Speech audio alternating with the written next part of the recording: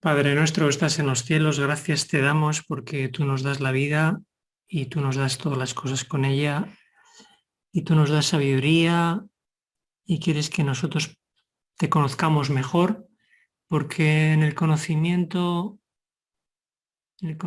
Señor, de ti y en tu compañía es donde crecemos espiritualmente.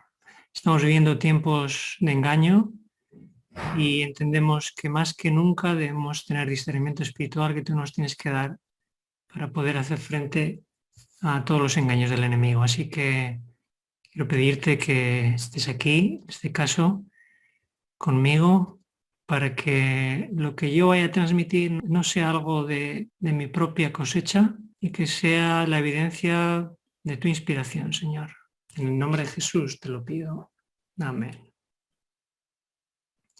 El título de esta presentación es El Padre y el Hijo están en el cielo, y aunque parece un título muy sencillo, vamos a ver que no lo es tanto. Este título se lo podríamos explicar a un niño y posiblemente lo entendería si no tuviera ningún prejuicio o ninguna idea preconcebida. Empiezo con un texto que dice: serán todos enseñados por Dios. Estas son palabras de Jesús, que nos ha prometido que Dios quiere enseñarnos, inspirarnos directamente, sin necesidad de que estemos constantemente pendientes de lo que otra persona dice, otro predica, de un pastor o de un teólogo. Él quiere que nosotros vayamos a su presencia y que recibamos la inspiración para que Él nos hable. Entonces, lo que voy a compartir es más una experiencia, y luego entenderás por qué, que una exposición teológica. Hace un año atrás estaba dando un estudio bíblico y la persona esta con la que yo estudiaba la Biblia me hizo una pregunta. Como la pregunta requería una explicación, le dije: vamos a hacer otro estudio bíblico solo para responder a tu pregunta. Y aunque hicimos ese estudio bíblico, desde entonces yo he seguido estudiando el asunto que voy a compartir. Y tengo que decir que me propuse no consultar con ningún autor, no escuchar ningún mensaje en vídeo o en audio.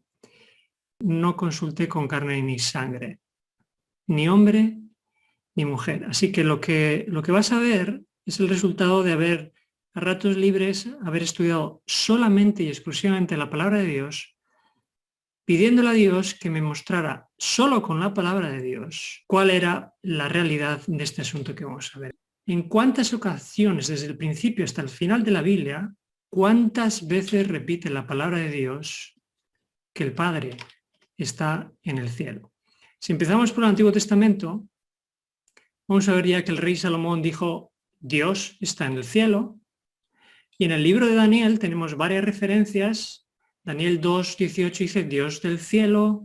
Luego en el 28, 37, 44 repite 3 veces hay un Dios en los cielos. Y también en el 4:34 dice: alcé mis ojos al cielo y mi razón me fue de vuelta y bendije al Altísimo. Y en este caso está hablando Nabucodonosor. Cualquier israelita sabía que el cielo es la gloria, el lugar de la presencia del trono de Dios. Por eso, cuando Jesús empieza su ministerio, una de las primeras cosas que dice es: el cielo es el trono de Dios. Y Jesús va a estar repitiendo una y otra vez a lo largo de su ministerio que Dios está en el cielo. Por ejemplo, va a decir: Padre, glorifica tu nombre. Entonces vino una voz del cielo y dijo: lo he glorificado y lo glorificaré otra vez. Jesús hacía referencia a mi Padre celestial y él dijo, por ejemplo: todo aquel que hace la voluntad de mi Padre que está en los cielos, ese es mi hermano y mi hermana y mi madre.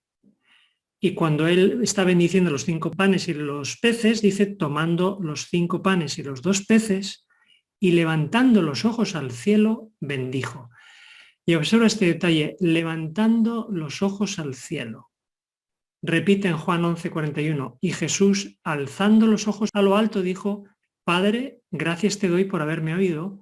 Era justo en el momento en el que iba a resucitar a Lázaro. Jesús constantemente está haciendo referencia al Padre en el cielo e incluso elevando su vista al cielo. También dijo más adelante, en Juan 14, dice, en la casa de mi Padre muchas moradas hay, si así no fuera, yo os lo hubiera dicho, voy pues a preparar lugar para vosotros. Conocemos el texto, pero ahora lo estamos metiendo dentro del contexto de que el Padre está en el cielo. Y sigue diciendo Jesús en Juan 14, habéis oído que yo os he dicho, voy y vengo a vosotros. Si me amarais, os habríais regocijado porque he dicho que voy al Padre. Si seguimos en Juan 16, dice, todavía un poco, no me veréis, de nuevo un poco, me veréis porque voy al Padre. En Juan 17, cuando él está haciendo la oración intercesora, dice Jesús otra vez, levantando los ojos al cielo, dijo, Padre, la hora ha llegado, glorifica a tu Hijo para que también tu Hijo te glorifique a ti. Obviamente los discípulos, tanto escuchar a Jesús como hebreos que eran, sabían que el Padre está en el cielo, ¿no? Por eso cuando Esteban va a ser apedreado, dijo, Esteban lleno del Espíritu Santo, puestos los ojos en el cielo, vio la gloria de Dios. Y luego también Santiago nos habla de que todo lo que procede, lo bueno, todo lo perfecto desciende de lo alto, del Padre de las luces. Y en 1 Timoteo 6:16 dice, Dios habita en la luz inaccesible. Dice habita. Y se habla también en Apocalipsis, hay dos referencias en Apocalipsis 11 y 16, se habla de aquellos que se vayan a perder, dan gloria al Dios del cielo. Incluso en el versículo 16 dice, y blasfemaron contra el Dios del cielo. O sea, esto era un concepto bien asentado. Ahora, observa que hemos hablado de Dios morando en el cielo, cuando la nueva era dice que Dios está en el corazón o Dios está en la naturaleza. Observa cuántas referencias hemos leído ya, diciendo claramente, tanto los profetas, el mismo Jesús, los apóstoles, Dios mora en el cielo. El concepto de que Dios como Padre more en mi corazón no es bíblico, es pagano. Vamos a ver el Hijo, como también la palabra repite que Dios está en el cielo, pero Jesús, una vez que resucita, dice, por ejemplo, Lucas 24, fue llevado al cielo. Y en el Pentecostés se nos dice, siendo profeta y sabiendo que con juramento Dios le había jurado que de su descendencia en cuanto a la carne levantaría al Cristo para que se sentase en su trono. Obviamente está haciendo referencia a después de resucitar y ascender al cielo. Y por eso ahora vamos a volver a leer las palabras de Esteban y observa bien lo que dice.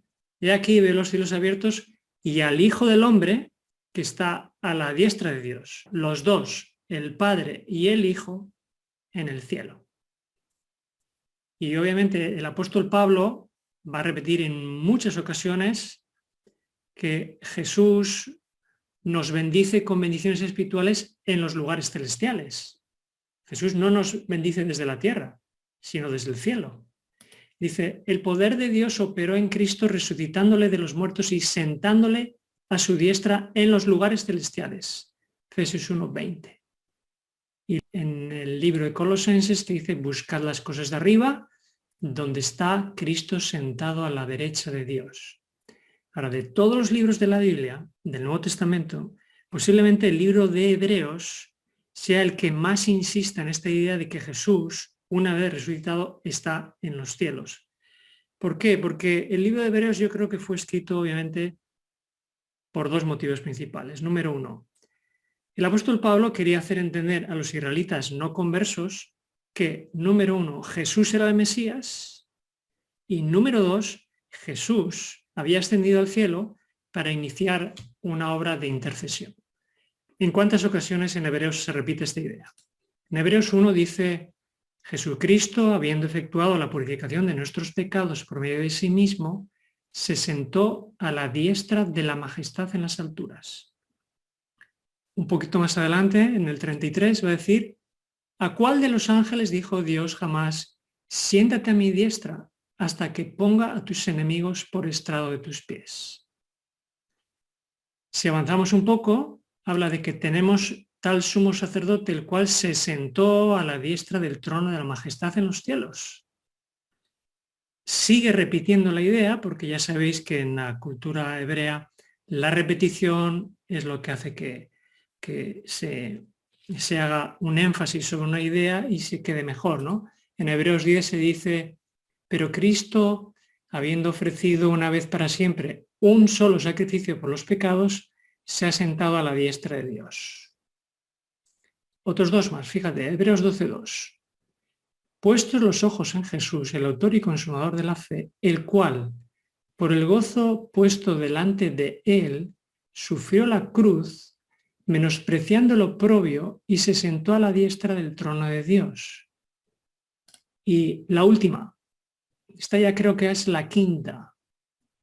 Os habéis acercado a la Jerusalén celestial, a la compañía de los ángeles, a la congregación de los primogénitos, a Dios, el juez de todos, a los espíritus de los justos hechos perfectos, a Jesús, el mediador del nuevo pacto, y a la sangre rociada.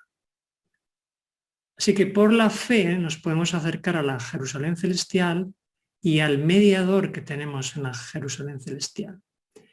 Resumo con esta imagen un poco lo que hemos mirado hasta ahora. Vamos a simbolizar el trono de Dios, es la presencia de Dios, y el propiciatorio es la presencia de Jesús que está mediando. Es claro, por todos los textos que hemos leído, que el Padre está morando en el cielo y que el Hijo, después de haber resucitado, está morando en el cielo. Sabemos también que en las Escrituras se habla de 3 cielos y cualquier israelita sabía y conocía esto. Por eso se menciona en la palabra de Dios el ejemplo de que cuando el apóstol Pablo es arrebatado, es llevado al 3er cielo. Hay un 3er cielo donde están el Padre y el Hijo, hay un 2º cielo y hay un cielo que es el que nosotros contemplamos. Obviamente Satanás no está en la presencia del Padre y del Hijo, está en el 2º cielo y no pueden ya acceder al 3er cielo. Tienen una limitación, pero sabemos también que los ángeles de Satanás están también en este mundo. Si el Padre y el Hijo están en el cielo, como hemos leído, y Satanás ocupa el resto del 2º y el 1er cielo, ¿cómo podemos nosotros hacer frente a esta situación? Por decirlo de otra forma, ¿a nosotros quién nos acompaña? Bueno, vamos a resolver eso. El título completo de esta presentación es El Padre y el Hijo están en el cielo y el Espíritu Santo. Antes de hablar del Espíritu Santo, me gustaría hacer un repaso muy rápido de esto, que es algo crucial si uno quiere entender la palabra de Dios. La palabra de Dios hay lenguaje literal y lenguaje simbólico. Y es imprescindible entender bien esto porque si no, la confusión es enorme. Si en la Biblia no se distingue lo literal de lo simbólico, se puede convertir en un disparate. Y cada versículo que nosotros aplicamos mal, podemos tergiversar el contenido de lo que Dios quiere decirnos. Vamos a ver un ejemplo. La creación en 6 días. Hay gente que piensa que es literal y hay otros que piensan que es simbólico. Los que piensan que es simbólico van a acabar con otra conclusión completamente diferente y posiblemente van a terminar, por ejemplo, no creyendo en una semana literal. Claro, ahí ya excluyes un día de reposo literal, obviamente. Pero observa, por ejemplo, se habla en Apocalipsis del león de Judá. ¿Y si uno pensara que esto es literal? Y que de la tribu de Judá tiene que haber un león, o que el león es un símbolo de la tribu y entonces el león se convierte en un símbolo del pueblo de Dios. Este tipo de cosas son algo que solamente estamos especulando, ¿eh?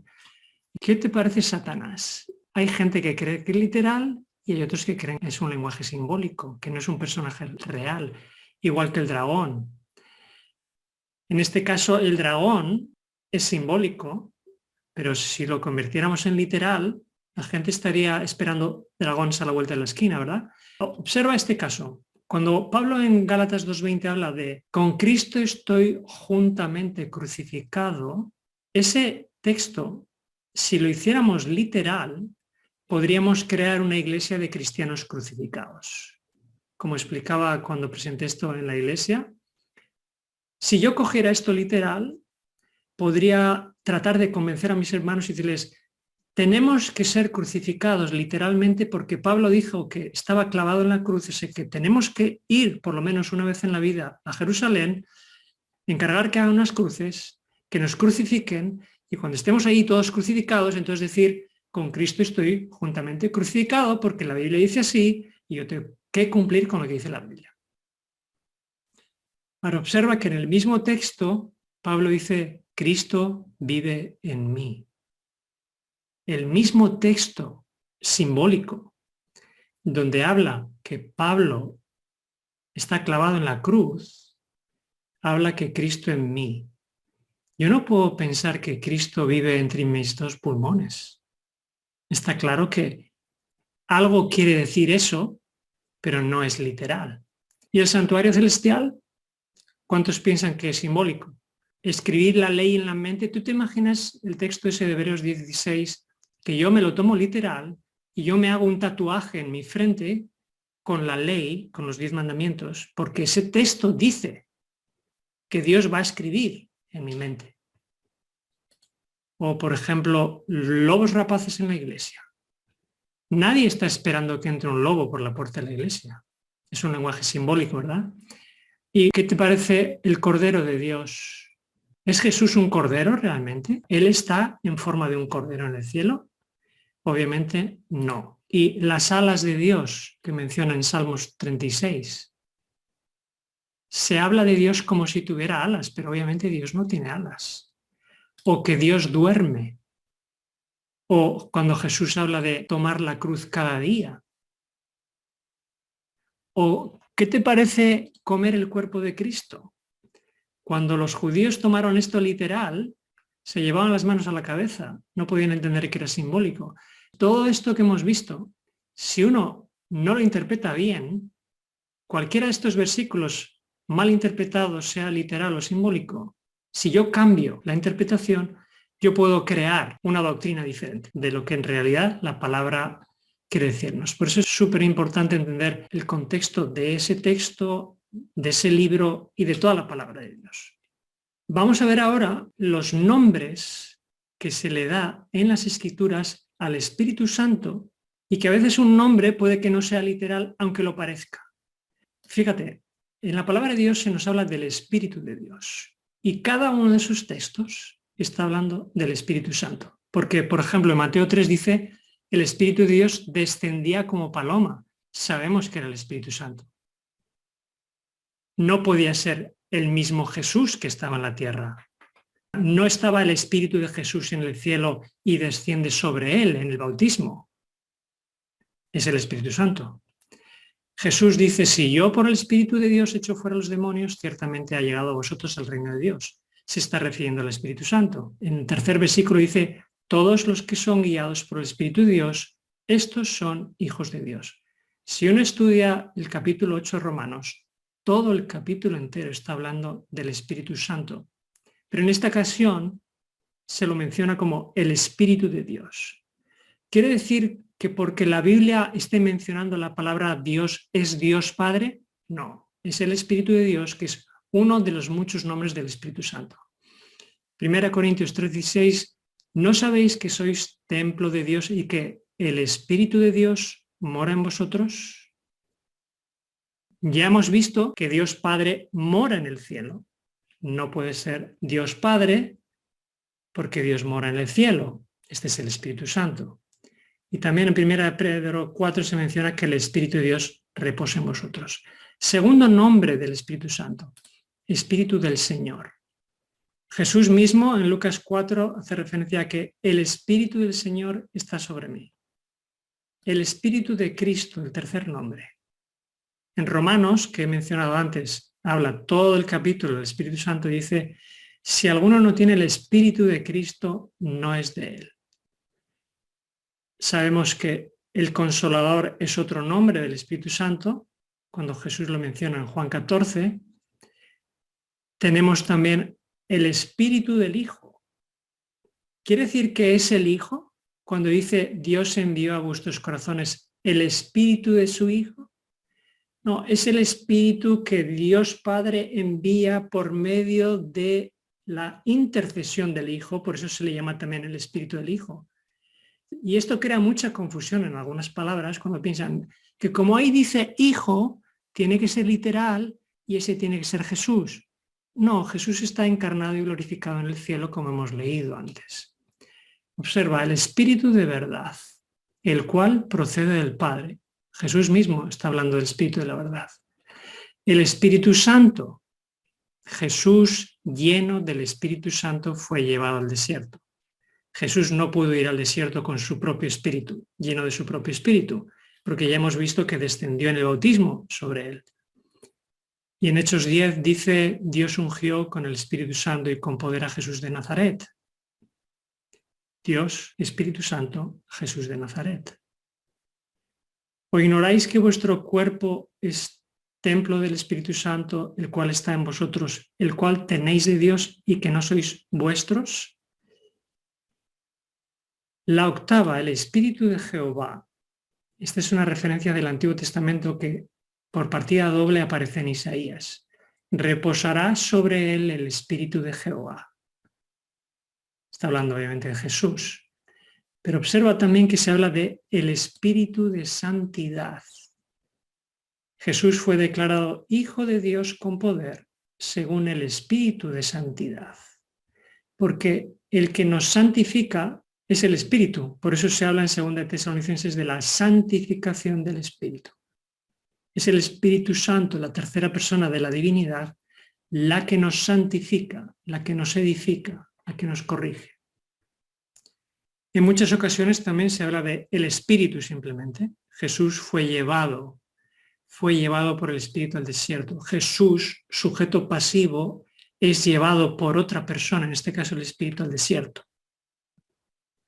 Se habla también del Espíritu del Padre. El Espíritu de vuestro Padre habla en vosotros. ¿Por qué el Espíritu del Padre? Porque el Padre lo envía por medio de Jesús, por eso se puede utilizar el término Espíritu del Padre o el Espíritu del Hijo, haciendo referencia a la tercera persona de la divinidad. Espíritu de vida. En Romanos 8, otra vez Romanos 8 aparece aquí, la ley del Espíritu de vida me ha librado de la ley del pecado y de la muerte. El Espíritu eterno. Esta es una referencia de Hebreos 9:14, otra forma de hacer referencia al Espíritu Santo. Y la última que yo he encontrado, el Espíritu de gracia, también en Hebreos. Curiosamente, como os mencionaba antes, yo no he consultado nada a lo largo de este año para poder elaborar esta reflexión y después de haberla acabado descubro que hay otros tantos nombres, además de estos 14 nombres que yo os he presentado, hay más, pero yo no los había descubierto. Cuando uno entiende que cada uno de estos nombres corresponde a la tercera persona de la divinidad, cada vez que uno encuentra ese término en la palabra de Dios, todo encaja a la perfección. Y ya no se generan dudas, porque he hablado con dudas y hay gente que me escribe y me confiesa que tenía las dudas de que cuando se habla del Espíritu del Hijo o se habla del Espíritu de Dios o se habla del Espíritu de Jehová, tenían muchas dudas, igual que la persona a la que yo daba estudios bíblicos, tenían muchas dudas de saber de quién se está hablando aquí, porque parece que se habla de uno y luego parece que se habla del otro. Bueno, pues se habla obviamente de la tercera persona de la divinidad y cuando uno estudia con esta idea en mente, todos los textos donde aparecen estas expresiones adquieren un nuevo sentido.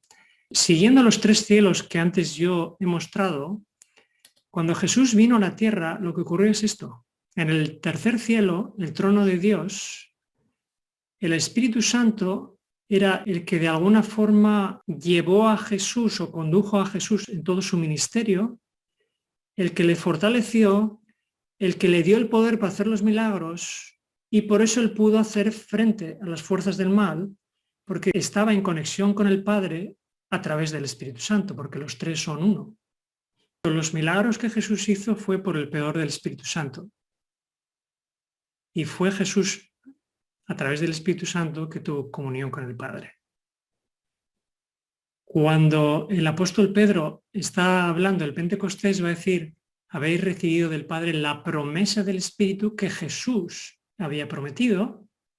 Y la promesa del Espíritu es que una vez que Jesús asciende al cielo para hacer toda la obra de intercesión en el santuario, lo que ocurre con la persona que recibe el Espíritu Santo es esto.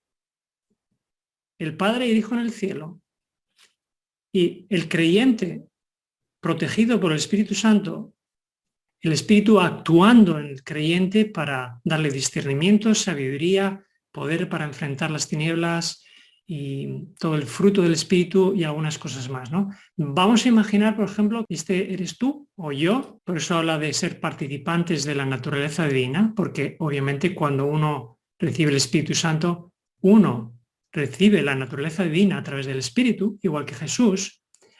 Y hay un texto, en el caso de Esteban, vamos a imaginar que este es Esteban y observa bien estas palabras que son cruciales. Dice, Esteban, lleno del Espíritu Santo, puestos los ojos en el cielo, vio la gloria de Dios y a Jesús que estaba a la diestra de Dios.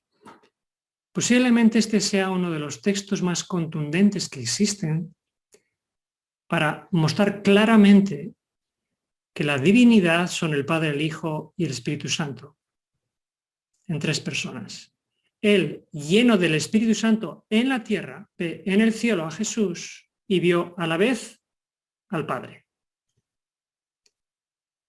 Bueno, a mí la verdad que me gustaría un día estar lleno del Espíritu como estuvo Esteban y poder ver en el cielo al Hijo y al Padre, obviamente. Y es interesante que Jesús mismo va a hablar de que el Espíritu Santo, que obviamente es una persona, pero no podemos comprender bien su naturaleza. Podemos comprender que obviamente obra en los seres humanos para llevarlos a la luz, al arrepentimiento, para que entiendan lo que es correcto, la justicia, pero su función es convencer de pecado, justicia y juicio, es traernos el fruto del Espíritu y es protegernos y darnos poder para hacer frente a lo que tengamos que hacer en este mundo, ¿no? Ahora, hay algo que no sabemos. Y observa que cuando Jesús habla con Nicodemo, le dice, hablando del Espíritu Santo, lo compara con el viento y le dice que no sabemos de dónde viene, no sabemos a dónde va. Y no sé si sabías que la palabra viento y la palabra espíritu en griego es la misma. Así que cuando Jesús está hablando del viento y está hablando de la conversión, está hablando de cómo actúa el espíritu, humanamente no podemos entender cómo actúa el espíritu, pero actúa.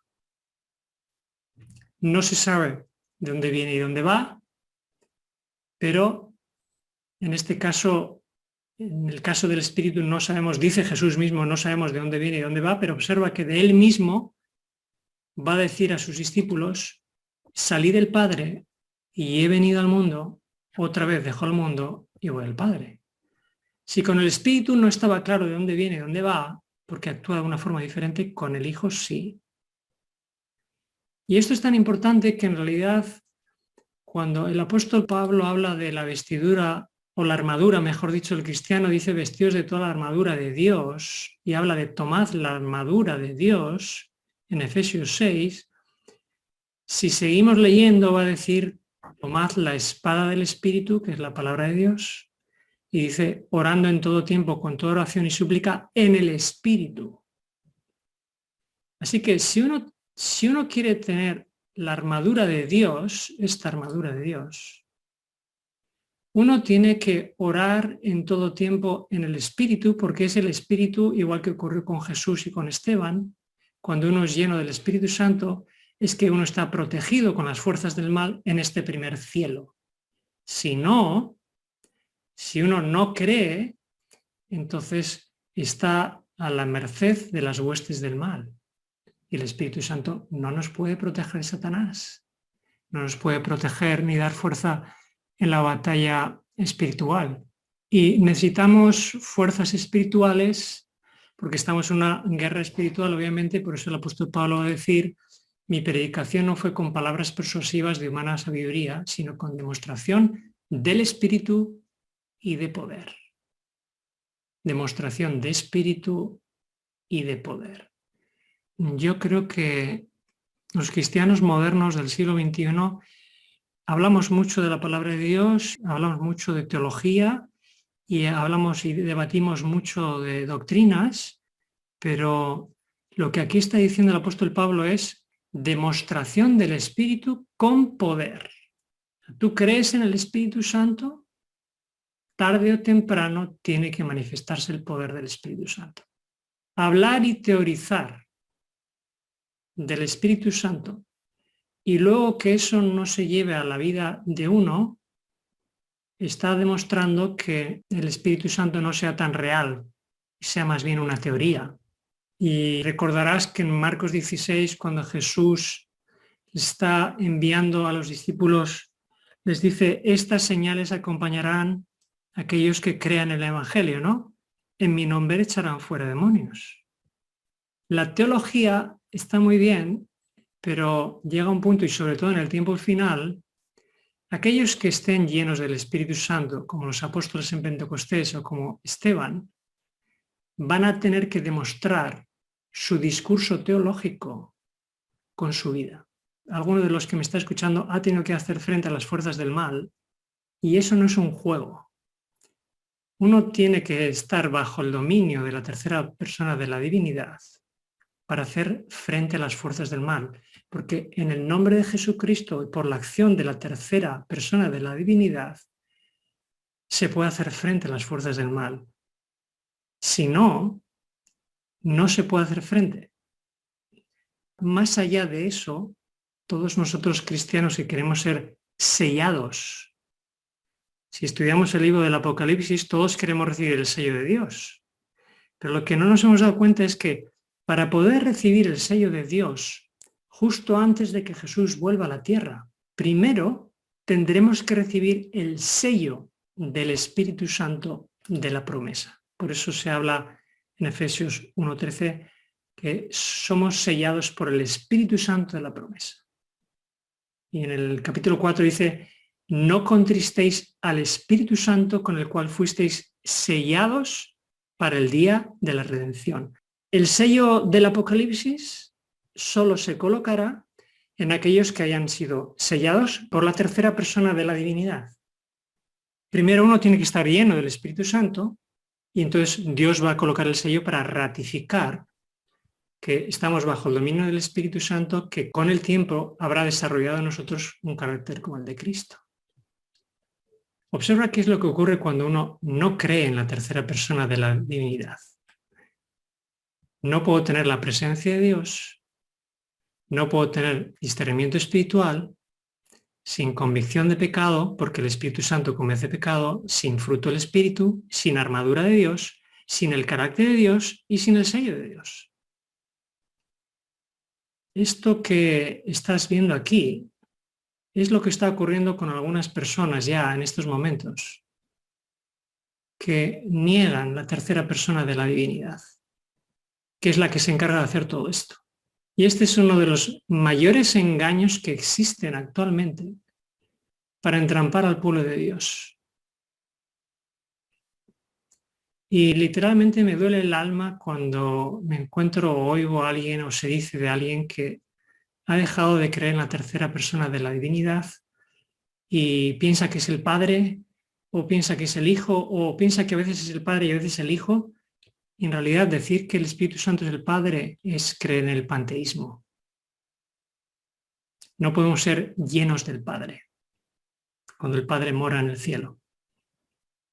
Y decir que el Espíritu Santo es el Hijo es negar su función de mediador encarnado. Así que me despido con este texto del apóstol Pablo para despedirse de la segunda carta de Corintios, donde dice, la gracia del Señor Jesucristo, el amor de Dios y la comunión del Espíritu Santo sea con vosotros. Mientras estuve estudiando esto a lo largo de estos meses, fui a buscar la palabra comunión, que quiere decir compañerismo. Observa qué expresión más bonita, el compañerismo del Espíritu Santo sea con vosotros. El texto está diciendo Jesús, su gracia, porque obviamente nos da la gracia, el amor del Padre, los dos en el cielo, pero el compañerismo del Espíritu Santo, el que nos representa ante el Padre y el Hijo, que nos lleva al arrepentimiento, instruye, dirige, amonesta, anima y fortalece nuestra vida cristiana. Sin él sería imposible ser o perseverar como cristiano. Al principio mencionaba que para mí todo este tiempo que he estado estudiando este tema ha sido una experiencia porque al final de toda esta experiencia siento que Dios es en mi vida algo más real. Soy más consciente de su presencia. Creo que a raíz de haber estudiado este tema con más profundidad, solamente con la palabra de Dios, entiendo mejor a Dios y sinceramente mi experiencia como cristiano ha cambiado, ha mejorado, o sea, me siento más cerca de Dios, eso es como yo lo resumiría. Y si he preparado esto es para aquellas personas que a veces me han contactado, que tienen dudas. No estoy compartiendo algo teológico ni doctrinal, sobre todo estoy compartiendo algo que para mí ha sido un paso más para acercarme a Dios, para entenderle mejor y para que me ayude a prepararme antes de que Él vuelva a la tierra. Espero que esto te sirva también a ti y que te ayude a poder resolver alguna duda, porque por lo menos para mí así ha sido y hoy tengo este tema más claro que nunca.